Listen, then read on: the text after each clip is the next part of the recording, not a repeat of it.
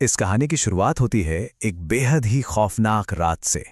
Imagine कीजिए, दिल्ली का एक जर्नलिस्ट है विक्रम। वो अपने लापता छोटे भाई रोहन की तलाश में भैरवपुर नाम के एक वीरान गांव की तरफ जा रहा है।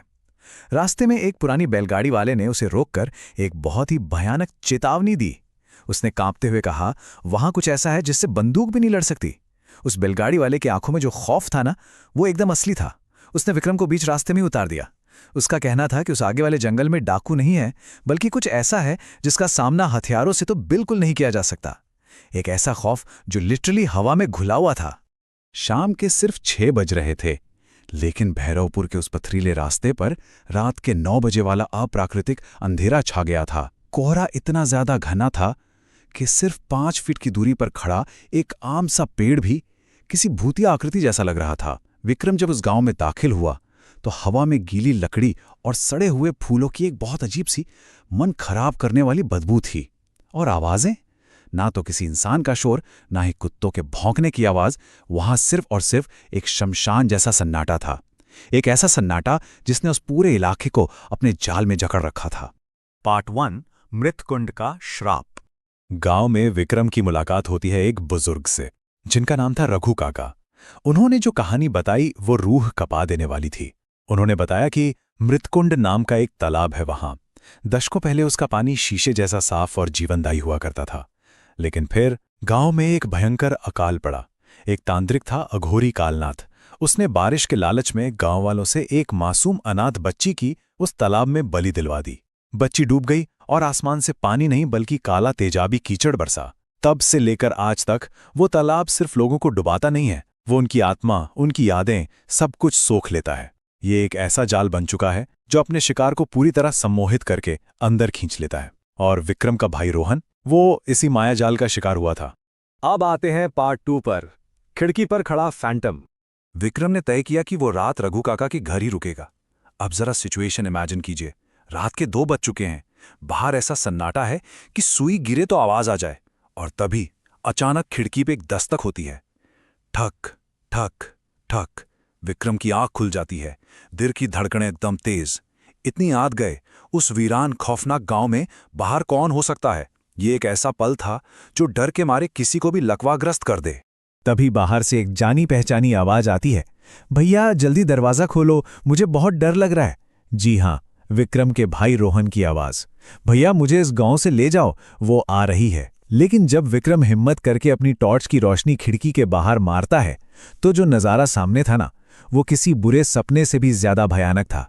बाहर जो शरीर खड़ा था, उसने रोहन के कपड़े जरूर पहने थे, लेकिन वो बुरी तरह सूजा हुआ था।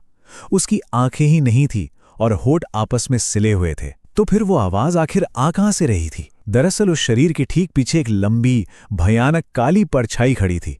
वो परछाई ही उसके भाई की आवाज की हूबहू नकल कर रही थी, ताकि विक्रम को धोखा देकर घर से बाहर निकाला जा सके। लेकिन रघु काका की चेतावनी काम आई। उन्होंने खिड़की पर लाल मिर्च और नींबू लटका दिए थे। एक पुराना लेकिन बहुत असरदार टोटका। इसे देखते ही वो फैंटम वहां से पीछे हट गया। लेकिन जाते जाते हवा में गूंज उठी उसकी एक भयानक, गीली और फिसलन भरी हंसी। अगले दिन जब विक्रम उस मृतकुंड तालाब के पास पहुंचा तो उसे अपने भाई की आत्मा दिखाई दी, जो हमेशा के लिए उस काले पानी में कैद हो चुकी थी। उस मायाजाल ने अपना काम कर दिया था। शिकार हमेशा के लिए फंस चुका था। अब ये कहानी सुनकर हमें लग सकता है कि ये तो सिर्फ जंगलों या पुरानी लोक कथाओं की बातें हैं, राइट? लेकिन असल कहानी यहीं से शुरू होती है। पुराने जमाने का वो मृतकुंड तालाब आज कहीं गायब नहीं हुआ है। उसने बस अपना रूप बदल लिया है। आज हम इसे डिजिटल अरेस्ट कहते हैं। ध्यान से देखिए, दोनों ही जाल बिल्कुल एक ही तरीके से काम करते हैं। दोनों ही अपने शिकार को पूरी दुनिया से अलग थलग करते हैं। दोनों ही इंसान को डर से इस कदर पैरालाइज कर देते हैं कि वो सोचने समझने की पूरी ताकत ही खो बैठता है। और अंत में जहां वो तालाब आत्मा चूसता था, वहीं ये आज के डिजिटल फैंटम लोगों की जीवन भर की गाढ़ी कमाई चूस लेते हैं। पार्ट 3, हमारे आधुनिक डिजिटल फैंटम। चलिए इसे समझते हैं। फिक्शन की दुनिया से बाहर निकलकर अब मैं आपको असल जिंदगी की एक डरावनी घटना बताता हूं। तेलंगाना के महबूबाबाद की घटना है। एक रिटायर्ड टीचर दंपत्ति इस जाल का शिकार हुए। शुरुआत कैसे हुई? 11 अप्रैल को एक फर्जी एयरटेल कॉल से। कॉलर ने कहा कि उनका नंबर ब्लॉक होने वाला है। फिर उन्हें सीधे बैंगलोर पुलिस के नाम पर एक वीडियो कॉल पर ट्रांसफर कर दिया गया। स्क्रीन पर एक शख्स बिल्कुल असली लगने वाली पुलिस की वर्दी पहनकर बैठा था। इसके बाद एक और शख्स इस कॉल में जुड़ा जिसने खुद को सीबीआई का अधिकारी बताया। इन सब ने मिलकर इतना ज्यादा खौफ पैदा किया कि उस बुजुर्ग दंपत्ति को मजबूरन अपने खातों से पैसे ट्रांसफर करने पड़े। सोचकर देखिए, ये बिल्कुल वैसा ही था जैसे कोई बहरूपिया आपके भाई की आवाज निकालकर आपको अंधेरे में बाहर खींचने की कोशिश कर रहा हो। अपनी शिकार को पूरी तरह यकीन दिलाने के लिए इन डिजिटल फैंटम्स ने मनगढ़ंत सबूतों का एक पूरा पहाड़ खड़ा कर दिया। उन्होंने उस टीचर को बताया कि उनके आधार कार्ड से 17 हरासमेंट यानी उत्पीड़न के मामले जुड़े हैं।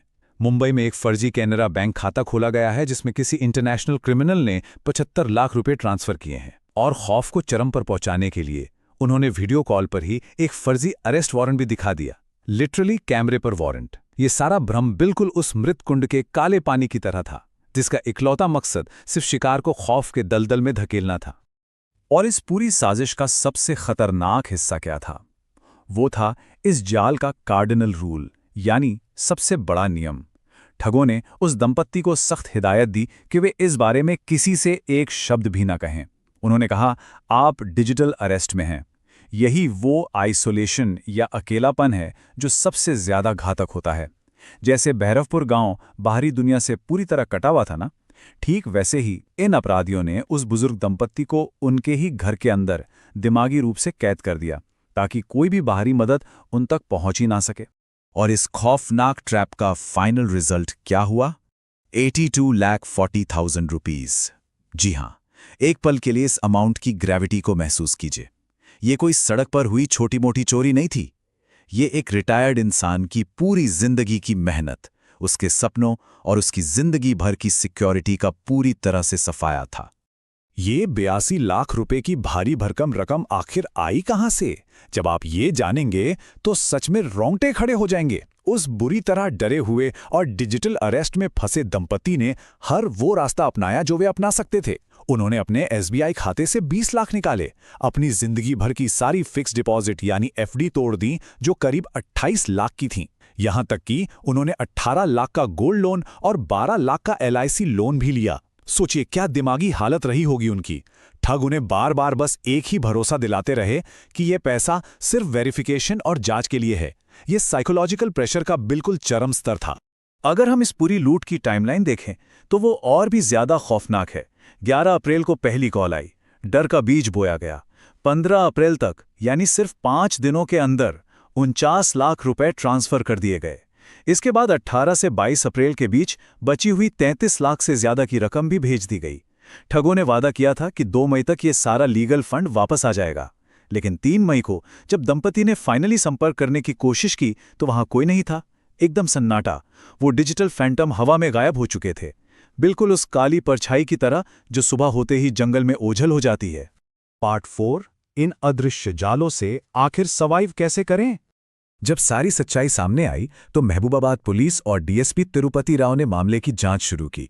अब देखो, जिस तरह रघु काका ने विक्रम को रात में किसी भी कीमत पर दरवाजा न खोलने की चेतावनी दी थी ना, बिल्कुल उसी तरह आज हमारी पुलिस और अथॉरिटीज हमें चेतावनी दे रही हैं। किसी भी अनजान वीडियो कॉल, डिजिटल अरेस्ट या फर्जी पुलिस जांच के नाम पर पैसे ट्रांसफर ना करें। ये बात एकदम गांठ बांध लीजिए। असली कानून या पुलिस कभी भी स्काइप या व्हाट्सएप कॉल पर इन्वेस्टिगेशन नहीं करती और न ही डरा धमकाकर तुरंत पैसे ट्रांसफर करने को कहती है। तो इस पूरे एक्सप्लेनर से हमें एक बात तो बहुत क्लियरली समझ आती है, मायाजाल चाहे सदियों पुराने मृतकुंड तालाब का हो या आज के हमारे स्मार्टफोन्स का, हथियार हमेशा एक ही इस्तेमाल होता है और वो है हमारा अपना डर। तो जाते जाते एक आखिरी सवाल छोड़कर जा रहा हूं, जब कोई आधुनिक फैंटम आपके फोन की डिजिटल खिड़की पर दस्तक देगा और आपको डराकर आपकी जिंदगी भर की कमाई मांगेगा, तो क्या वो दरवाजा बंद रहेगा? याद रखिए, सही जानकारी ही आपका इकलौता बचाव है। इस केस फाइल में मेरे साथ जुड़ने के लिए बहुत बहुत शुक्रिया। सुरक्षित रहें, सतर्क रहें।